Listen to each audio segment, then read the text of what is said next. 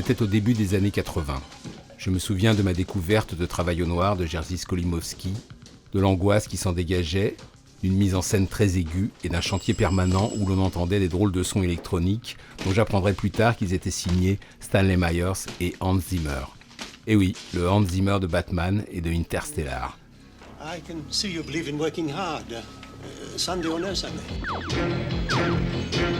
Les mêmes Zimmer et Stanley Myers que je retrouverai quelques temps plus tard sur Le succès à tout prix, un étrange film en état d'urgence, toujours signé Skolimowski, cinéaste polonais exilé en Angleterre depuis un bon bout de temps.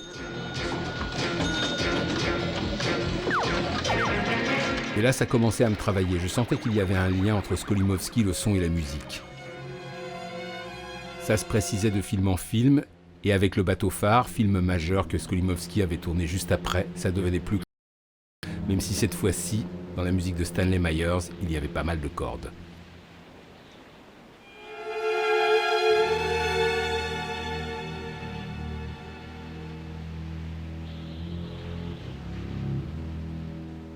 Mais dans Le bateau phare, ce qui m'avait surtout marqué, c'était cette chorégraphie improvisée avec Robert Duval en danseur acrobatique.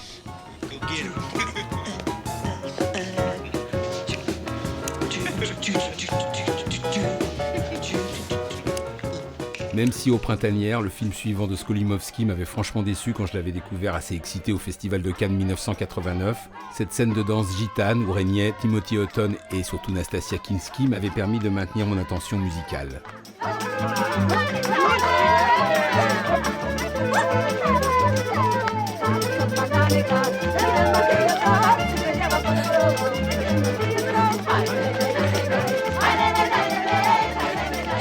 Do you believe in love charms?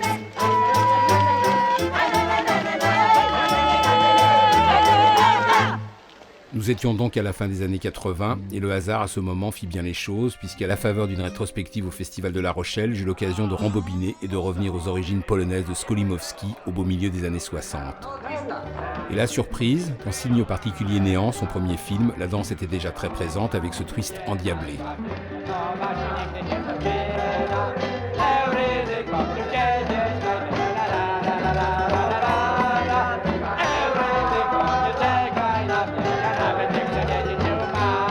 J'avoue avoir goûté encore davantage Roll Cover, le magnifique et virtuose deuxième film de notre ami Jerzy, qui d'ailleurs jouait le rôle principal, où rôdait un jazz assez cool signé par Andrzej Trzaskowski.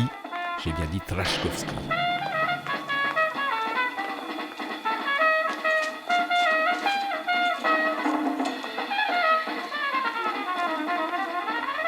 Mais pour La Barrière, toujours en Pologne, Skolimowski avait fait alliance avec un grand musicien de jazz et un génie de la musique de film qui travaillait déjà avec Polanski à l'époque, j'ai nommé Krzysztof Komeda.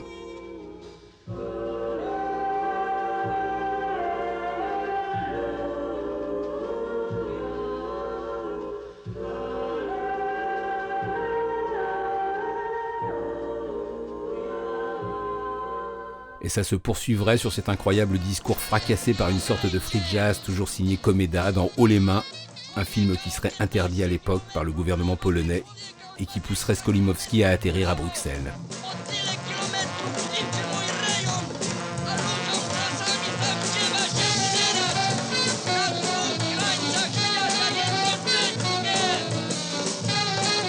Et oui, à Bruxelles, où il tournerait un de ses chefs-d'œuvre, Le départ, flanqué de Jean-Pierre Léaud, d'une voiture lancée à front de train et toujours du merveilleux Komeda, qui s'était pour l'occasion entouré de musiciens aussi importants pour moi que Gato Barbieri au saxophone ou Don Cherry à la trompette.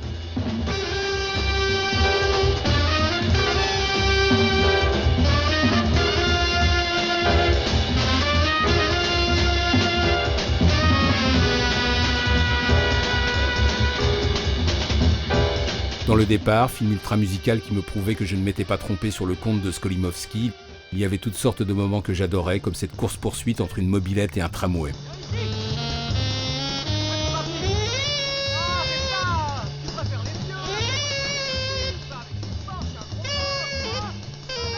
Et oui, pour Skolimowski, le cinéma était musique et mouvement, mais parfois le mouvement se faisait immobile, comme dans cette scène magique du salon de l'auto, toujours dans Le départ, sur cette chanson mélancolique chantée par la grande Christiane Legrand. Beauté pure, frisson et tutti quanti. Rues et ruelles, chambres livides, les portes, des mouches mortes, des bouteilles vides, vides toujours autour de nous, malgré nous. Bon, après, le feu d'artifice avait continué avec Deep End, le film ultime qui achève en beauté le Swinging London et qui commençait par une chanson de Cat Stevens. I don't want to work away, doing just what they all say.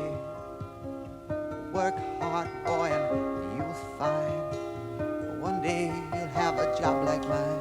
Le même Cat Stevens qui avait semé quelques instrumentaux ici et là, comme dans cette course à vélo qui me procurait une certaine ivresse.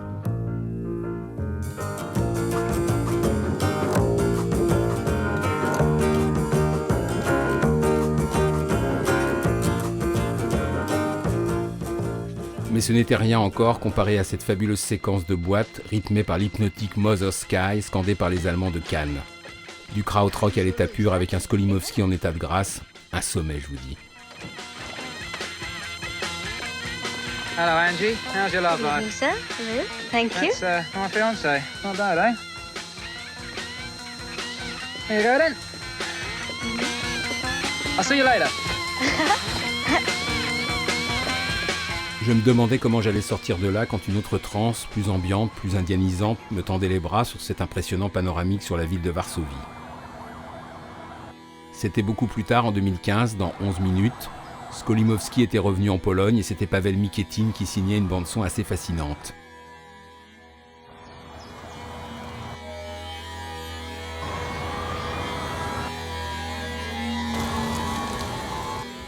Tout comme celle du précédent Skolimowski, l'impressionnant Essential Killing, où Vincent Gallo, parfait djihadiste en cavale, errait dans une forêt hostile au son de cette musique aux accents un peu japonais.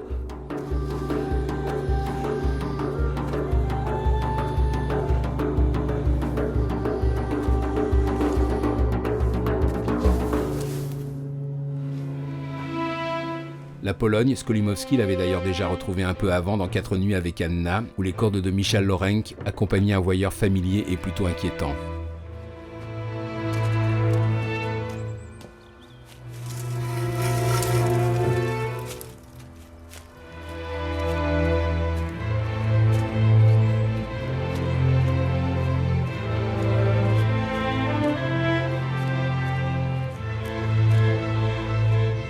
Et même encore avant, dans les années 90, Skolimowski avait adapté l'inadaptable Ferdi Durke, écrit par mon écrivain polonais préféré, Witold Gombrowicz. Ça avait donné 30 Door Key, où j'aimais particulièrement cette partie de football, rythmée par cette musique à la Nino Rota, signée par un autre polonais inconnu à mes oreilles, Stanislas Sirewicz.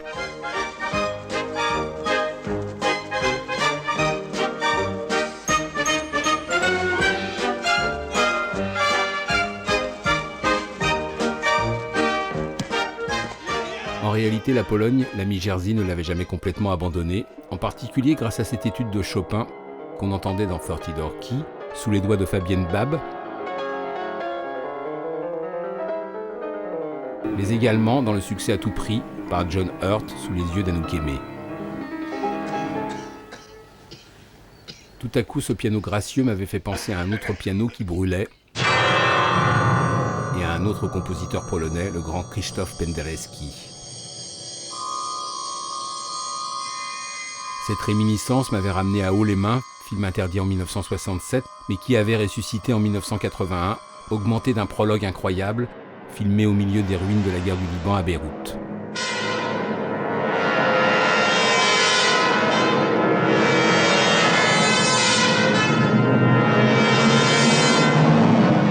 La musique de Penderecki faisait son effet, c'était terrible et fascinant. J'avais envie en même temps d'arrêter et de continuer.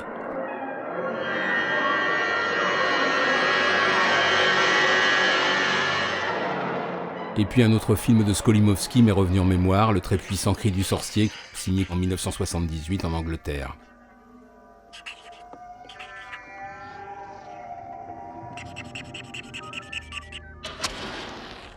Un film sur le son, où les images de John Hurt en compositeur de musique électroacoustique m'avaient laissé pantois.